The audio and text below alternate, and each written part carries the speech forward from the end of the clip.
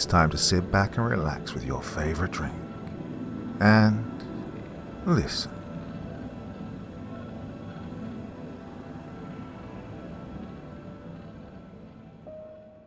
The Ghost World by Sewell Peaslee Wright. In tonight's adventure, Commander John Hanson records another of his thrilling interplanetary adventures with the Special Patrol Service. I was asleep when our danger was discovered, but I knew the instant the attention signal sounded that the situation was serious. Kincaid, my second officer, had a cool head, and he would not have called me except in a tremendous emergency. "Hanson speaking," I snapped into the microphone. "What's up, Mr. Kincaid?" "A field of meteorites sweeping into our path, sir." Kincaid's voice was tense. "I've altered our course as much as I dared, and I'm reducing speed at emergency rate, but this is the largest swarm of meteorites I've ever seen. I'm afraid that we must pass through at least a section of it." "With you in a moment, Mr. Kincaid." I then dropped the microphone and snatched up my robe, knotting its cord about me as I hurried out of my stateroom. In those days, interplanetary ships did not have the auras of repulsion rays to protect them from meteorites, it must be remembered. 2 skins of metal were all that lay between the airtack and all the dangers of space. I took the companionway to the navigating room 2 steps at a time and fairly burst into the room. Kincaid was crouched over the 2 charts that pictured the space around us, microphone pressed to his lips. Through the plate glass partition, I could see the men in the operating room tensed over their wheels and levers and dials. Kincaid glanced up as I entered and motioned with his free hand towards the charts. One glance convinced me that he'd not overestimated our danger. The space to right and left, and above and below, was fairly peppered with tiny prigs of greenish light that moved slowly across the milky faces of the charts. From the position of the ship, represented as a glowing red spark and measuring the distances roughly by means of the fine black lines graved in both directions upon the surface of the chart, it was evident to any understanding observer that disaster of a most terrible kind was imminent. Kincaid muttered into his microphone, and out of the tail of my eye I could see his orders obeyed on the instant by the men in the operating room. I could feel the peculiar, sickening surge that told of speed being reduced and the course being altered, but the cold, brutally accurate charts before me assured me that no action we dared take would save us from the meteorites. "We're in for it, Mr. Kincaid. Continue to reduce speed as much as possible, and keep bearing away as at present. I believe we can avoid the thickest portion of the field, but we shall have to take our chances with the fringe." "Yes, sir," said Kincaid, without lifting his eyes from the chart. His voice was calm and businesslike now. With the responsibility on my shoulders as commander, he was the efficient, level-headed thinking machine that had endeared him to me as both fellow officer and friend. Leaving the charts to Kincaid, I sounded the general emergency signal, calling every man and officer of the airtax crew to his post, and began giving orders through the microphone. "Mr. Corey," Corey was my first officer, "please report at once to the navigating room. Mr. Hendricks, make the rounds of all duty posts, please, and give special attention to the disintegrator ray operators. The ray generators are to be started at once, full speed." Hendricks, I might say, was a junior officer and a very good one, although quick-tempered and excitable, the failings of youth. He'd only recently shipped with us to replace Anderson Croy, who, well, but that has already been recorded. These preparations made, I glanced at the twin charts again. The peppering of tiny green lights, each of which represented a meteoric body, had definitely shifted in relation to the position of the strongly glowing red spark that was the airtag. But a quick comparison of the 2 charts showed that we would be certain to pass through. Now, again I use land terms to make my meaning clear. The upper right fringe of the field. The great cluster of meteorites was moving in the same direction as ourselves now. Kincaid's change of course had settled that matter nicely. Naturally, this was the logical course. Since we should come in contact with any of them, the impact would bear a relation to only the difference in our speeds, instead of the sum, as would be the case if we struck at a wide angle. It was difficult to stand without grasping a support of some kind, and walking was almost impossible, for the reduction of our tremendous speed, and even the slightest change of direction placed terrific strains upon the ship and everything in it. Spaceships at space speeds must travel like the old-fashioned bullets if those within are to feel at ease. I believe, Mr. Kincaid, it might be well to slightly increase the power in the gravity pads, I suggested. Kincaid nodded and spoke briefly into his microphone, and an instant later I felt my weight increase perhaps 50%, and despite the inertia of my body, opposed to both the great change in speed and direction of the air attack, I could now stand without support, and could walk without too much difficulty. The door of the navigating room was flung open, and Corey entered, his face alight with curiosity and eagerness. An emergency meant danger, and few beings in the universe have loved danger more than Corey. "We're in for it, Mr. Corey," I said with a nod towards the charts. "Swarm of meteorites, and we can't avoid them." "Well, we've dodged through them before, sir," smiled Corey. "We can do it again." "I hope so, but this is the largest field of them I've ever seen. Look at the charts, they're thicker than flies." Corey glanced at the charts, slapped Kincaid across his bowed, tense shoulders, and laughed aloud. "Just the old air tech to worm her way through, sir," he said. "The ray crews are on duty, I presume?" "Yeah, but I doubt the rays will be of much assistance to us, particularly if these are stony meteorites, and as you know, the odds are about 10 to 1 against there being a ferrous composition. The rays, deducting the losses due to the utter lack of conducting medium, will be insufficient protection. They'll help, of course. The iron meteorites they'll take care of effectively, but the conglomerate nature of the stony meteorites does not make them particularly susceptible to the disintegrating rays. Well, we'll do what we can, but our success will depend largely upon good luck, or divine providence." "Well, at any rate, sir," replied Corey, and his voice had lost some of its lightness, "we are upon routine patrol and not on some special mission. If we do crack up, there's no emergency call that will remain unanswered." "No," I said dryly.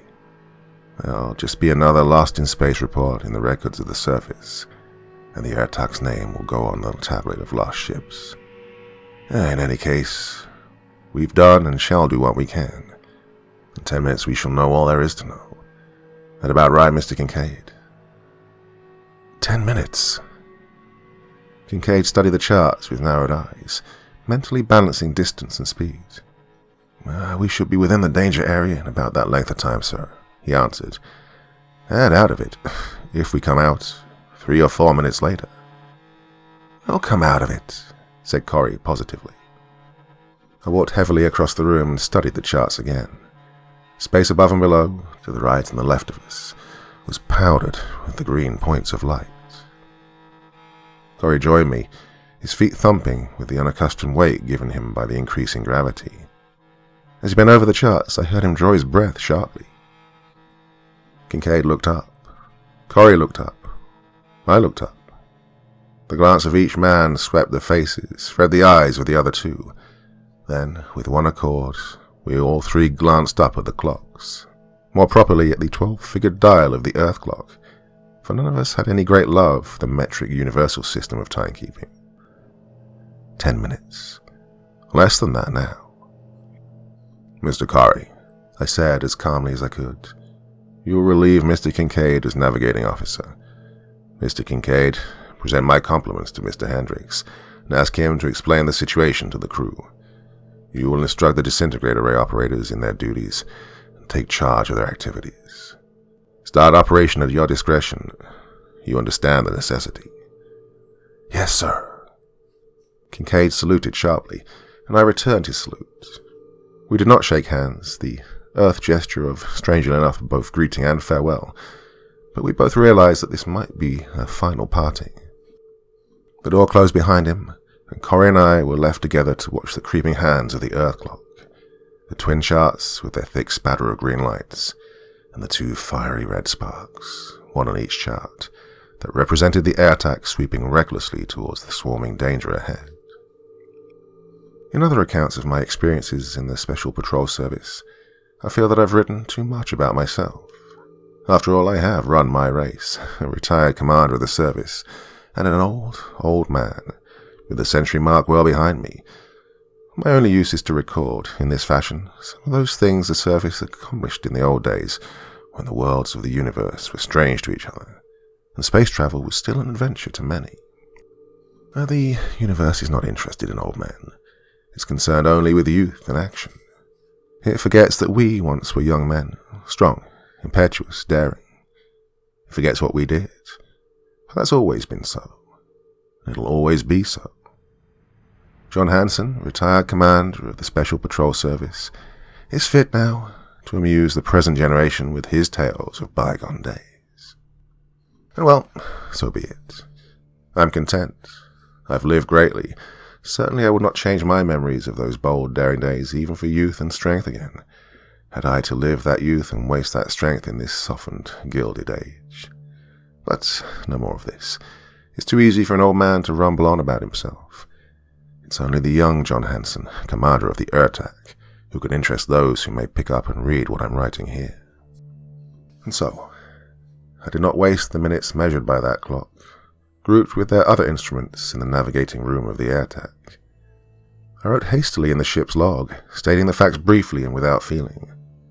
If we came through, the log would read better thus, and if not, and by some strange chance it came to human eyes, then the universe would know at least that the URTAC's officers did not flinch from even such a danger. As I finished the entry, Corrie spoke. "Kincaid's estimate was not far off, sir," he said, with a swift glance at the clock. "Here we go." It was less than half a minute short of the 10 estimated by Kincaid. I nodded and bent over the television disc, one of the huge hooded affairs we used in those days. Winding the field to the greatest angle and with low power, I inspected the space before us on all sides. The charts, operated by super radio reflexes, had not lied about the danger into which we were passing, or had passed. We were in the midst of a veritable swarm of meteorites of all sizes. They were not large. I believe the largest I saw was a mass of not more than 3 or 4 times that of the URTAC herself. Some of the smaller bodies were only 50 or 60 feet in diameter. And they were jagged and irregular in shape, and they seemed to spin at varying speeds, like tiny worlds. As I watched, fixing my view now on the space directly in our path, I saw that our disintegrator ray men were at work. Deep in the bowels of the URTAC, the moan of the ray generators had deepened in note. I could even feel the slight vibration beneath my feet. One of the meteorites slowly crumbled on top, the dust of disintegration hovering in a compact mass about the body. More and more of it melted away. The spinning motion grew irregular, eccentric, as the center of gravity was changed by the action of the ray. Another ray, 2 more, centered on the wobbling mass. It was directly in our path, looming out larger and larger with every second. Faster and faster it melted, the rays eating into it from 4 sides. But it was perilously near now. I had to reduce power in order to keep all of it within the field of my disc. Oh, But the thing had vanished before the very nose of the ship, and not an instant too soon. I glanced up at the surface temperature indicator, and saw the big black hand move slowly for a degree or 2, and then stop. It was a very sensitive instrument, and registered even the slight friction of our passage through the disintegrated dust of the meteorite. Our rays were working desperately, but disintegrator rays are not nearly so effective in space as in an atmosphere of some kind. Half a dozen times it seemed that we must crash head-on into one of those flying bodies, but our speed was reduced now to such an extent that we were going to just a little faster than the meteorites, and this fact was all that saved us. We had more time for utilizing our rays. We nosed upward through the trailing fringe of the swarm in safety. The great field of meteorites was now below and ahead of us. We'd won through. The URTAC was safe and... "Well, there seems to be another one directly above us, sir," commented Corrie quietly, speaking for the first time since we'd entered the area of danger. "I believe your disc is not picking it up." "Thank you, Mr. Corrie," I said, while operating on an entirely different principle. His 2 charts had certain very definite advantages, They showed the entire space around us instead of just a portion. I picked up the meteorite he'd mentioned without difficulty. It was a large body, about 3 times the mass of the air attack, and some distance above us, a laggard in the group that we'd just eluded. "Will it coincide with our path at any point, Mr. Corey?" I asked doubtfully. The television disc could not, of course, give me this information. "I believe so, yes," replied Corey, frowning over his charts. "Are the rays on it, sir?" "Yes, all of them. Well, I judge anyway, but they're making slow work of it." I fell silent, bending lower over the great hooded disc. There were a score of rays playing upon the surface of the meteorite. A halo of dust hung around the rapidly diminishing body, but still the mass melted all too slowly. Pressing the attention signal for Kincaid, I spoke sharply into the microphone. "Mr. Kincaid, is every ray on that large meteorite above us?" "Yes, sir," he replied instantly. "Full power?" "Yes, sir." "Very well. Carry on, Mr. Kincaid." I turned to Corey. He'd just glanced from his charts to the clock, with its jerking second hand, and then back to his charts. "Well, they'll have to do it in the next 10 seconds, sir," he said.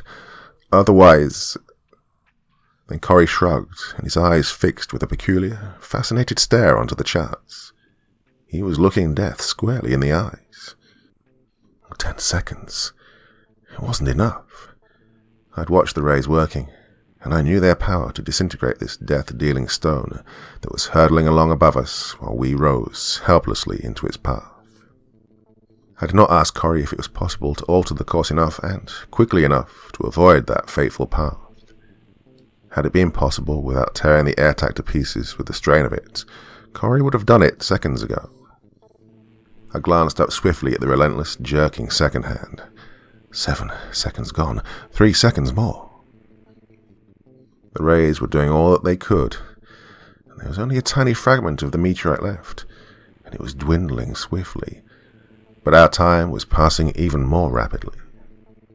The bit of rock loomed up at me from the disk. It seemed to fly up into my face to meet me. "Got us, Corey," I said hoarsely. "Goodbye, old man." I think he tried to reply. I saw his lips open, the flash of bright light from the ethon tubes on his big white teeth. And then there was a crash that shook the whole ship. I shot into the air. I remember falling terribly. A blinding flash of light that emanated from the very center of my brain. And then a sickening sense of utter catastrophe and blackness. I think I was conscious several seconds before I finally opened my eyes. My mind was still wandering. My thoughts kept flying around in huge circles that kept closing in. We'd hit the meteorite. I remembered the crash. I remembered falling. I remembered striking my head. But I was still alive. There was air to breathe, and there was firm material under me. So I opened my eyes. For the first instant, it seemed I was in an utterly strange room. Nothing was familiar. Everything was inverted. Then I glanced upward, and I saw what had happened. I was lying on the ceiling of the navigating room. Over my head were the charts, still glowing, the chronometers in their gimbaled beds, and the television disc. Beside me, sprawled out limply, was Corey, a trickle of dry blood on his cheek. A litter of papers, chairs, framed licenses, and other movable objects were strewn on and around us. My first instinctive, foolish thought was that the ship was upside down. Man has a ground-trained mind, no matter how many years he may travel in space. And then, of course, I realized that in the open void, there is no top nor bottom. The illusion is supplied in spaceships by the gravity pods, and somehow the shock of impact had reversed the polarity of the leads to the pads, and they had become repulsion pads, and that was why I dropped from the floor to the ceiling. All this flashed through my mind in an instant as I dragged myself toward Corey. Dragged myself because my head was throbbing so that I dared not stand up, and one shoulder, my left, felt numb. For an instant I thought that Corey was dead. Then, as I bent over him, I saw a pulse leaping just under the angle of his jaw. "Corey, "Old man," I whispered, "do you hear me?" All the formality of the service was forgotten for the time. "Yeah, you heard badly?" His eyes flickered and he sighed, and then, suddenly, he looked up at me and smiled. "We're still here, sir." "Yeah, after a fashion. Look around, see what's happened." He glanced about curiously, frowning. His wits were not all with him just yet. "We're in a mess, aren't we?" he grinned. "What's the matter?" I told him what I thought, and he nodded slowly, feeling his head tenderly.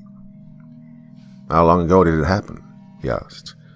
"The blooming clock's upside down. Can you read it?" Well, I could, with an effort.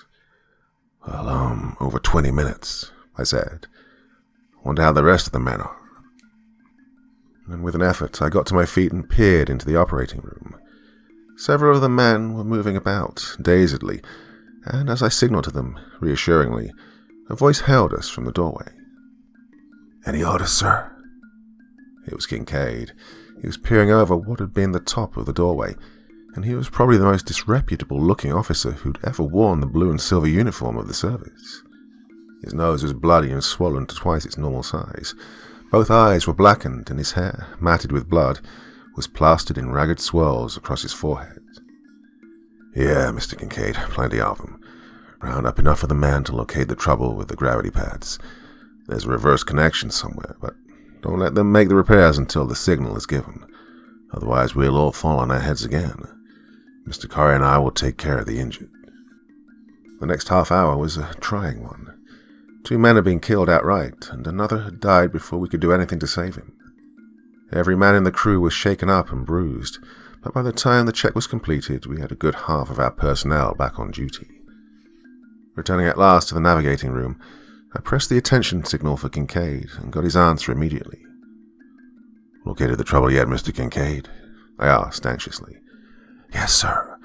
Mr. Hendricks has been working with a group of men and has just made his reports. They're ready when you are." "Good." I drew a sigh of relief. It had been easier than I thought.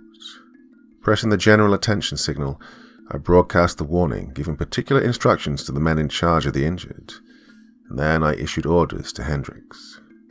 "Reverse the current in 5 seconds, Mr. Hendricks. Stand by for further instructions." Hastily then, Corey and I followed the orders we'd given to the men. Briefly we stood on our heads against the wall, feeling very foolish and dreading the fall we knew was coming. It came. We slid down the wall and lit heavily on our feet, while the litter that had been on the ceiling fell around us. Miraculously, the ship seemed to have righted itself. Corey and I picked ourselves up and looked around. "Well, we're still operating smoothly," I commented with a sweeping glance at the instruments over the operating table. "Everything seems in order." "Did you notice the speed indicator, sir?" asked Corey grimly.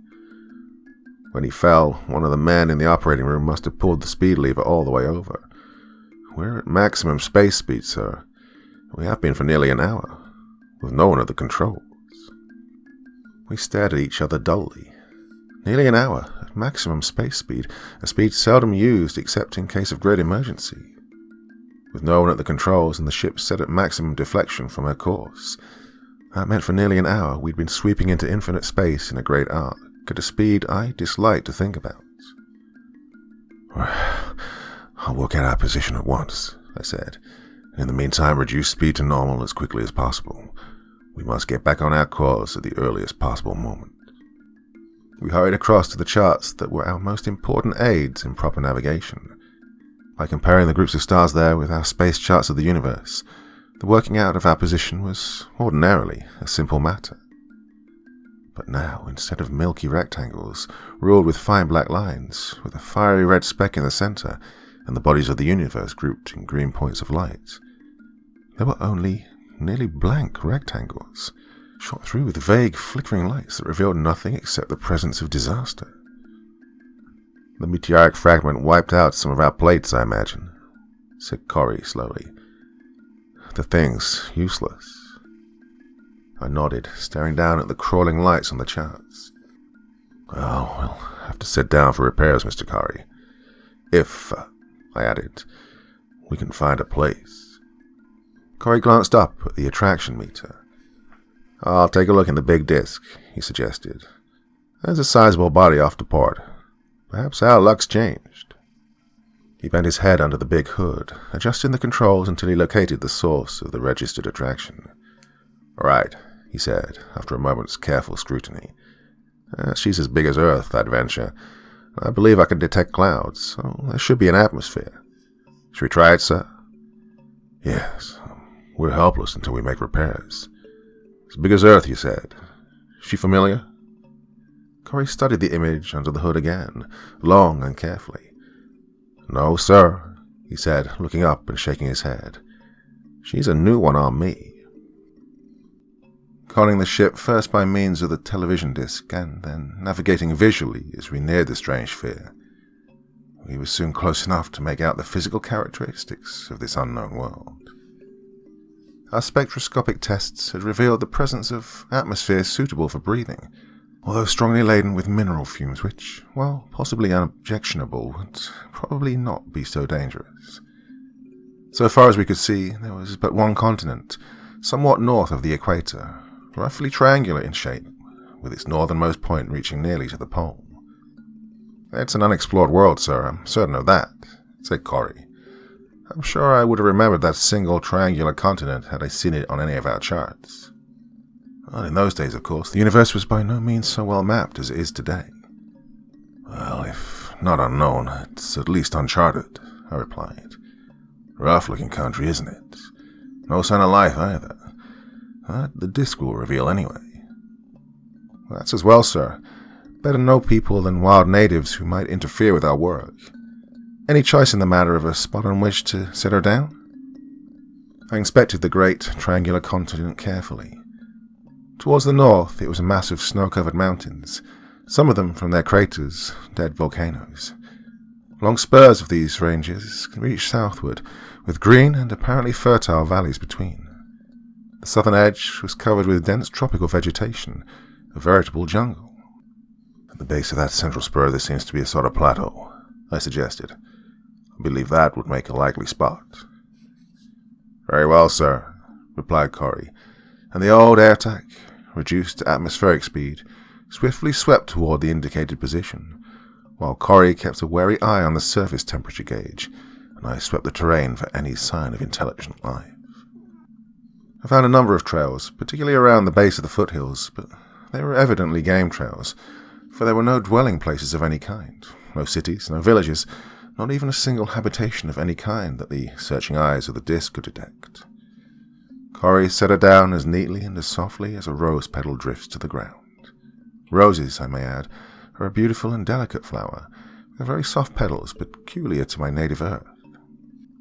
We opened the main exit immediately. I watched the huge, circular door back slowly out of its threads and finally swing aside, swiftly and silently, into the grip of its mighty gimbals, with the weird, unearthly feeling I have always had when about to step foot on some strange star where no man has trod before.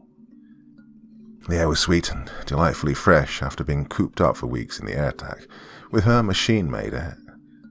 A little thinner, I should judge, than the air to which we were accustomed, but strangely exhilarating and laden with a faint scent of some unknown constituent, undoubtedly the mineral element our spectroscope had revealed but not identified. Gravity, I found upon passing through the exit, was normal, altogether an extremely satisfactory repair station. Corey's guess as to what had happened proved absolutely accurate. Along the top of the airtac, from amidships to within a few feet of her pointed stem, was a jagged groove that had destroyed hundreds of the bright coppery discs set into the outer skin of the ship that operated our super radio reflex charts. The groove was so deep in places that it must have bent the outer skin of the airtac down against the inner skin. A foot or more. Well, it was best not to think of what would have happened then. By the time we completed our inspection, dusk was upon us. A long, lingering dusk, due, no doubt, to the afterglow resulting from the mineral content of the air. I am no pale-skinned, stoop-shouldered laboratory man, so I'm not sure what the real reason was, but it sounds logical, however. "Mr. Corey, I think we shall break out our field equipment and give all the men not on watch an opportunity to sleep out in the fresh air, I said. Will you give the orders, please? Yes, sir. Mr. Hendricks will stand the 8 to 12 watch as usual. I nodded. And Mr. Kincaid will relieve him at midnight, and you'll take over at 4. Very well, sir. Corey turned to give the orders, and in a few minutes an orderly array of sheltered tents made a single street in front of the fat, dully gleaming side of the air tank. Our tents were at the head of this short company street, 3 of them in a little row. After the evening meal, cooked over open fires, with the smoke of the very resinous wood we collected hanging comfortably in the still air, the men gave themselves up to boisterous, noisy games which, I confess, I should have very much liked to participate in. They raced and tumbled around the 2 big fires like schoolboys on a lark. Only those who've spent most of their days in the metal belly of a spaceship know the sheer joy of utter physical freedom. Corey, Kincaid and I sat before our tents and watched them, chatting about this and that. I've long since forgotten what exactly. But I shall never forget what occurred just before the watch changed that night. Nor will any man of the AirTag's crew. It was just a few minutes before midnight. The men had quieted down and were preparing to turn in. I had given orders that this first night they could suit themselves about retiring. A good officer, and I tried to be one, is never afraid to give good men a little rein now and then. The fires had died down to great heaps of red coals, filled with ashes, and aside from the brilliant galaxy of stars overhead, there was no light from above. Either this world had no moons, or just a single moon like my native Earth, or it had not yet arisen. Kincaid rose lazily, stretched himself, and glanced at his watch. 7 till 12, sir, he said. I believe I'll run along and relieve... But he never finished that sentence. From somewhere there came a rushing sound, and a damp, stringy net, a living, horrible something, descended upon us from out of the night. In an instant, what had been an orderly encampment became bedlam. I tried to fight against the stringy, animated, nearly intangible masses that held me, but my arms, my legs, my whole body was bound, as with strings and loops of elastic bands. Strange whispering sounds filled the air, audible above the shouting of the men. The net about me grew tighter. I felt myself being lifted from the ground. Others were being treated the same way. One of the AirTag's crew shot straight up, not a dozen feet away, writhing and squirming. Then, at an elevation of perhaps twice my height, he was hurried away. Hendrick's voice called out my name from the AirTag's exit, and I shouted a warning. "Hendrick, go back. Close the emergency." Then a gluey mass cut across my mouth, and, as though carried on huge soft springs, I was hurried away, with the sibilant, whispering sounds louder and closer than ever. With me, as near as I could judge, went every man who had not been on duty in the ship. I ceased struggling, and immediately the rubbery network about me loosened. It seemed to me that the whisperings around me were suddenly approving. We were in the grip, then, of some sort of intelligent beings, ghost-like and invisible though they were. After a time, during which we were all in a ragged group, being borne swiftly towards the mountains, all at a common level from the ground, I managed to turn my head so that I could see, against the starlit sky, something of the nature of the things that had made us captive. As is not infrequently the case, in trying to describe things of an utterly different world, I find myself at a loss for words. I think of jellyfish, such as inhabit the seas of most of the inhabited planets, and yet this is not a good description. No, these creatures were pale, and almost completely transparent. What their forms might be, I could not even guess. I could make out writhing, tentacle-like arms and wrinkled, flabby excrudescences, and that was all. That these creatures were huge was evident from the fact that they, apparently walking from the irregular, undulating motion, held us easily 10 or a dozen feet from the ground. With the release of the pressure about my body, I was able to talk again, and I called out to Corey, who was fighting his way along, muttering angrily just ahead of me. "Corey, No use fighting them. Save your strength, man. Then, what are they, in God's name? What spawn of hell? The commander's right, Kari, interrupted Kincaid, who was not far from my first officer. Let's get our breaths and try to figure out what happened. I'm winded. His voice gave plentiful evidence of the struggle that he'd put up. Well, I want to know where I'm going and why, growled Corey, ceasing his struggling nevertheless. What has us? Are they fish or flesh or fowl? I think we shall know before very long, Corey, I replied. Look ahead. The bearers of the men in the forepart of the group had apparently stopped before a shadowy wall, like the face of a cliff.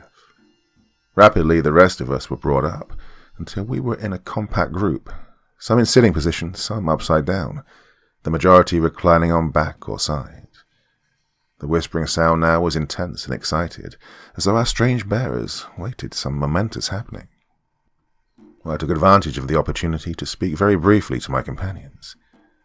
Man, I'll admit freely that I don't know what we're up against, I said, but I do know this. We'll come out on top of the heap. Now, conserve your strength, keep your eyes open, and be prepared to obey, instantly, any orders that may be issued.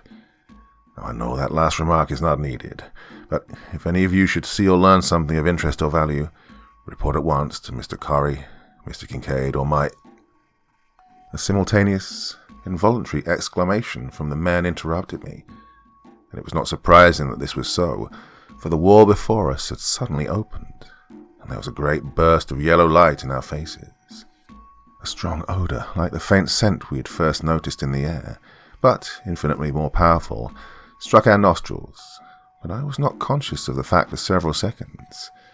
My whole attention, my every startled thought, was focused upon the group of strange beings silhouetted against the glowing light that stood in the opening.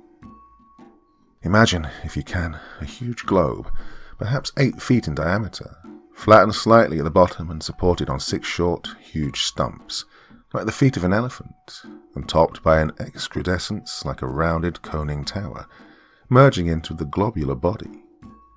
From points slightly below this excrudescence, visualize 6 long, limp tentacles, so long that they drop from the equators of these animated spheres and trail on the ground. And now you have some conception of the beings that stood before us. A sharp, sibilant whispering came from one of these figures, to be answered in an eager chorus from our bearers. There was a reply like a command, and the group in the doorway marched forward. One by one, these visible tentacles wrapped themselves around a member of the air tank's crew, each one of the globular creatures bearing one of us. I heard a disappointed whisper go up from the outer darkness where, but a moment before, we had been. Then there was a grating sound and a thud as the stone doorway was rolled back into place. The entrance was sealed, and we were prisoners indeed. "All right, now what?" gritted Corey. "God, if I ever get a hand loose..." Swiftly each of us held the head-like excrudescence atop the globular body of the thing that held us. We were carried down a widening rocky corridor towards the source of the yellow light that beat about us. The passage led to a great cavern, irregular in shape, and apparently possessed of numerous other outlets which converged here. I'm not certain as to the size of the cavern, save that it was great, and that the roof was so high in most sections that it was lost in shadow. The great cavern was nearly filled with creatures similar to those which were bearing us, and they fell back in orderly passage to permit our conductors to pass. I could see now that the hump atop each rounded body was a travesty of a head, hairless and without a neck. Their features were particularly hideous, and I shall pass over a description as rapidly as possible. The eyes were round and apparently lidless, a pale drab or bluff in colour. Instead of a nose, as we understand the term, they had a convoluted rosette in the centre of the face, not unlike the olfactory organ of a bat. Their ears were placed as are ours, but were of thin, pale parchment, and hugged the side of the head tightly. Instead of a mouth, there was a slightly depressed oval of fluttering skin near the point where the head melted into the rounded body. The rapid fluttering or vibration of this skin produced the whispering sound that I have already remarked. Now, the cavern, as I said, was flooded with yellow light, which came from a great column of fire near the center of the clear space. I had no opportunity to inspect the exact arrangements, but from what I did see, I judged that this flame was fed by some sort of highly inflammable substance, not unlike crude oil, except that it burned clearly and without smoke.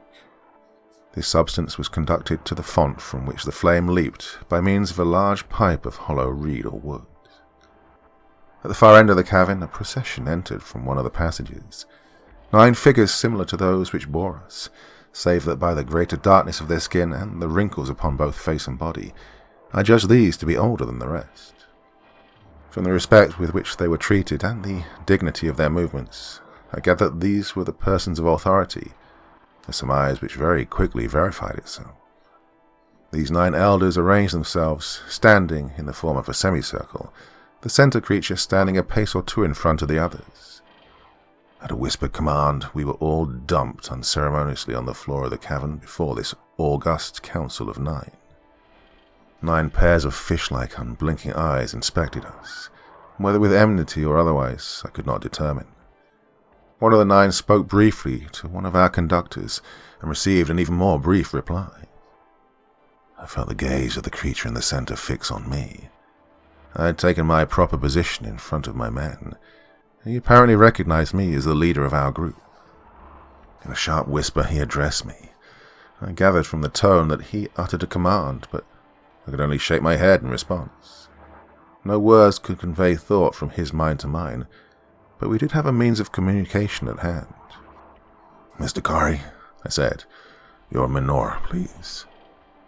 I released my own from the belt which held it, along with the other expeditionary equipment which we always wore when outside our ship, and placed it in position upon my head, motioning for one of the 9 to do likewise with Corey's menore. They watched me suspiciously, despite my attempt to convey by gestures that by means of these instruments we could convey thoughts to each other. The menores of those days were bulky, heavy things, and undoubtedly they looked dangerous to these creatures. Thought transference instruments at that time were complicated affairs.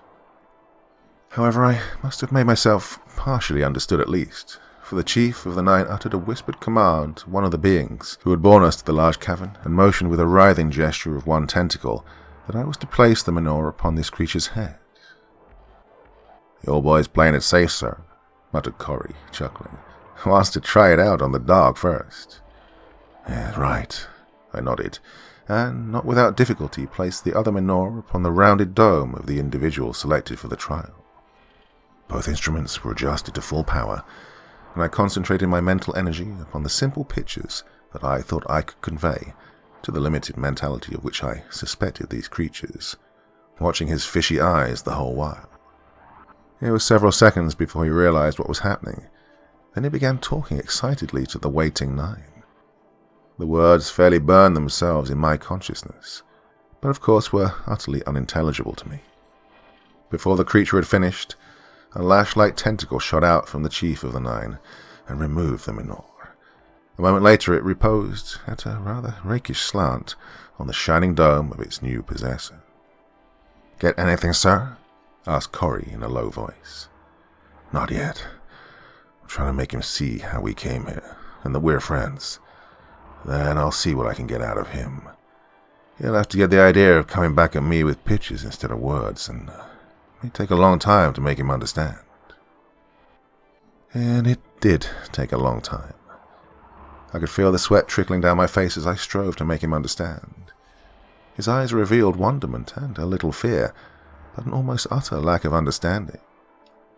I pictured for him the heavens and our ship sailing through space. Then I showed him the airtack coming to rest on the plateau, and he made little impatient noises as though to convey that he knew all about that. After a long time, he got the idea. Crudely, dimly, he pictured the airtack leaving this strange world and soaring off into vacant space. Then his scene faded out, and he pictured the same thing again, as one might repeat a question not understood. He wanted to know where we would go if we left this world of his. I pictured for him other worlds, peopled with men more or less like myself. I showed him the great cities and the fleets of ships like the AirTac that plied between them. Then, as best I could, I asked him about himself and his people. It came to me jerkily and poorly pictured, but I managed to piece out the story. Whether I guessed correctly on all points, I'm not sure, nor will I ever be sure. But this is the story as I got it. These people at one time lived in the open, and all the people of this world were like those in the cavern, possessed of opaque bodies and great strength. There were none of the ghost-like creatures who had captured us. But after a long time, a ruling class arose. They tried to dominate the masses, and the masses refused to be dominated. So the ruling classes were wise, and versed in certain sciences. The masses were ignorant, and so the ruling classes devised a plan. These creatures did not eat. There was a belief that at one time they had had mouths, as I had, but that was not known. Their strength, their vitality, came from the powerful mineral vapor which came forth from the bowels of the earth. The ruling classes decided that if they could control the supply of this vapor, they would have the whip hand, and they set about realizing this condition. Well, it was quickly done. All the sources of supply, save one, were sealed. This one source of supply was the cavern in which we stood. These were members of the ruling class, and outside was the rabble, starved and unhappy, living on the faint seepage of the vital fumes, without which they became almost bodiless, and the helpless slaves of those within the cavern. These creatures, then, were boneless as sponges, and, like sponges, capable of absorbing huge quantities of a foreign substance, which distended them and gave them weight. I could see now why the rotund bodies sagged and flattened at the base, and why 6 short stubby legs were needed to support the body. There was only tissue, unsupported by bone, to bear this weight. The chief of the 9 went on to show me how ruthlessly, how cruelly those within the cavern ruled those without. The substance that fed the flame had to be gathered, and a great reservoir on the side of the mountain kept filled. Great masses of dry, sweet grass, often changed, must be harvested and brought to the entrance of the cavern for bedding. A score of other tasks kept the outsiders busy always, and the driving force was that, if the slaves became disobedient, the slight supply of mineral vapor available in the outside world would be cut off utterly, and all outside would surely die, slowly and in agony. Those within the cave were the rulers. They would always remain the rulers, and those outside would remain the slaves to wait upon them. And we, well, how strangely he pictured us, as he saw us, were not to return to our strange worlds, that we might bring many other ships like the AirTac back to interfere. No. The pupils of his eyes contracted, and the leafy structure of his nose fluttered as though with strong emotion. No, we would not go back. He would give a signal to those of his creatures who stood behind us, a sort of soldiery, I gathered, and our heads, our legs, our arms would be torn from our bodies. And then we would not go back to bring... Well, that was enough for me. Men, I spoke softly, but with an intensity that gave me their instant attention. It's going to be a fight for life. When I give the signal, make a rush for the entrance by which we came in. I'll lead the way. Use your pistols and your bombs if necessary. All right. Forward. Corey's great shout rang out after mine, and I flung my menore in the face of the nearest guard. It bounced off as though it had struck a rubber ball. Behind me, one of the men called out sharply. I heard a sharp crunch of bone, and with a pang realized that the AirTac's log would have at least one death to record. A dozen tentacles lashed out at me, and I sprayed their owners with pellets from my atomic pistol. The air was filled with the shouts of my men and the whispers of our enemies. All around me I could hear the screaming of ricochets from our pistols. Twice atomic bombs exploded not far away, and the solid rock shook beneath my feet. Something shot by close to my face. An instant later, a limp bundle in the silver and blue uniform of our service struck the rock wall of the cavern 30 feet away. The strength in those rubbery tentacles was terrible. The pistol seemed to have but little effect. They wounded, but they did not kill unless the pellet struck the head. And then the victim rolled over, rocking idiotically on its middle. "In the head, men," I shouted. "That downs them. And keep those bombs in action. Throw them against the walls of the cavern. Take your chance." A ragged cheer went up, and I heard Corey's voice raised in angry conversation with the enemy. "You will, eh? There, now. Oh, right through the eye. Yeah, that's the place." A score of times I was grasped and held by the writhing arms of the angry horde, whispering all around me. Each time I literally shot the tentacle away with my atomic pistol, leaving the severed end to unwrap itself and drop from my struggling body. The things had no blood in them. So steadily we fought our way toward the doorway, out of the cavern, down the passageway, pressed into a compact, sweating mass by the pressure of the eager bodies around us. I've never heard any sound even remotely like the babble of angry, sibilant whispering that beat against the walls and roof of that cavern. I'd saved my own bombs for a specific purpose, and now I unslung them and managed to work them up above my shoulders, one in either hand.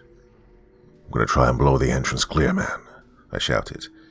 "The instant I fling the bombs, drop. The fragments will be stopped by the enemy crowding around us. 1, 2, 3, drop." The 2 bombs exploded almost simultaneously. The ground shook, and all over the cavern masses of stone came crashing to the floor. Bits of rock hummed and shrieked over our heads. And yes, there was a draft of cooler, purer air on our faces. The bombs had done their work. "One more effort and we're outside, men," I called. "The passage is open, and there are only a few of the enemy before us. You ready?" "Ready," went up the hoarse shout. "Then, forward." It was easy to give the command, but hard to execute it. We were pressed so hard that only the men on the outside of the group could use their weapons, and our captors were making a terrible, desperate effort to hold us. 2 more of our men were literally torn to pieces before my eyes, but I had the satisfaction of ripping holes in the heads of the creatures whose tentacles had done the beastly work. And in the meantime, we were working our way slowly but surely to the entrance. I glanced up as I dodged out into the open. That soft humming sound was familiar, and properly so. There, at an elevation of less than 50 feet, was the air tack, with Hendricks standing in the exit, leaning forward at a perilous angle. "Ahoy the air tack," I hailed. "Descend at once." "Right, sir." Hendricks turned to relay the order, and as the rest of the men burst forth from the cavern, the ship struck the ground before us. "All hands aboard ship," I ordered. "Lively now." Well, as many years as I've commanded men, I have never seen an order obeyed with more alacrity. I was the last man to enter, and as I did so, I turned for a last glance at the enemy. They couldn't come through the small opening my bombs had driven in the rock, although they were working desperately to enlarge it. Leaping back and forth between me and the entrance, I could see the vague, shadowy figures of the outside slaves, eagerly seeping up the life-giving fumes that escaped from the cavern. "Your orders, sir?" asked Hendricks anxiously. He was a very young officer, and he'd been through a very trying experience. "Ascend to 500 feet, Mr. Hendricks," I said thoughtfully. "Directly over this spot, and then I'll take over." "Well, it isn't often," I added, "that the service concerns itself with economic conditions. This, however, is one of the exceptions." "Yes, sir," said Hendricks, for the very good reason, I suppose, that was about all a third officer could say to his commander under the circumstances. 500 feet, sir," said Hendricks. "Very well." I nodded and pressed the attention signal of the non-commissioned officer in charge of the big forward ray projector. "Art, Commander Hanson speaking. I have special orders for you." "Yes, sir." "Direct your ray, narrow to normal beam and at full intensity, on the spot directly below. Keep the ray motionless and carry on until further orders. Is that clear?" "Perfectly, sir." The disintegrator ray generators deepened their purr as I turned away. "I trust, sir, that I did the right thing in following you with the air attack?" asked Hendricks. "It was absolutely without precedent, and the circumstances were so mysterious." "You handled the situation very well indeed," I told him. "Had you not been waiting when we fought our way into the open, The nearly invisible things on the outside might have... well, but you don't know about them yet. Picking up the microphone again, I ordered a pair of searchlights to follow the disintegrator ray. I made my way forward, where I could observe activities through a port. The ray was boring straight down into a shoulder of a rocky hill, and the bright beams of the searchlights glowed redly with the dust of disintegration.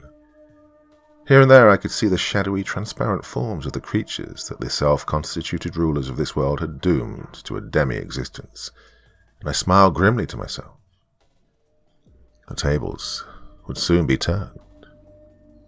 For perhaps an hour the ray melted its way into the solid rock, while I stood beside Ott and his crew watching. Then, down below us, things began to happen. Little fragments of rock flew up from the shaft the ray had drilled. Jets of black mud leaped into the air. There was sudden blast from below that rocked the airtack, and the shaft became a miniature volcano, throwing rocky fragments and mud high into the air. "Very good, Ott," I said triumphantly. "Now, cease action." As I spoke, the first light of the dawn, unnoticed until now, spread itself over the scene, and we witnessed then one of the strangest scenes that the universe has ever beheld. Up to the very edge of that life-giving blast of mineral-laden gas, the tenuous creatures came crowding. There were hundreds of them, thousands of them. They were still coming, crowding closer and closer and closer, a mass of crawling, yellowish shadows against the somber earth. Slowly they began to fill out and darken, as they drew in the fumes that were more than bread and meat and water to us. Where there had been formless shadows, rotund creatures such as we had met in the cavern stood and lashed their tentacles about in a sort of frenzied gladness, and fell back to make room for their brothers. "That's a sight to make a man doubt his own eyes, sir," said Corey, who'd come to stand beside me. "Look at them, thousands of them pouring from every direction. How did it happen?" "It didn't happen. I used our disintegrator ray as a drill. We simply sunk a huge shaft down into the bowels of the earth until we struck the source of the vapor which the self-appointed ruling class had bottled up. We've emancipated a whole people, Mr. Corey." "I hate to think of what will happen to those in the cavern," replied Corey, smiling grimly. "Or rather, since you've told me of the pleasant little death they'd arranged for us, I'm mighty glad of it. They'll receive rough treatment, I'm afraid." "They deserve it. It's been a great sight to watch, but I believe we've seen enough. It's been a good night's work, but it's daylight now. It'll take us hours to repair the damage to the Ertak's hull. Take over in the navigating room, if you will, and pick a likely spot where we will not be disturbed. We should be on our course by tonight, Mr. Corey." "Right, sir," said Corey, with a last wondering look at the strange miracle we'd brought to pass on the earth below us. Well, it seemed good to be off in space again, away from the troubles of these little worlds. "There are troubles in space too," I said dryly, thinking of the swarm of meteorites that had come so close to wiping the airtack off the records of the service. "You can escape trouble even in space." "No, sir," said Corey from the doorway, "but you can get your sleep regularly. And sleep is, when one comes to think of it, a very precious thing, particularly for an old man whose eyelids are heavy with years."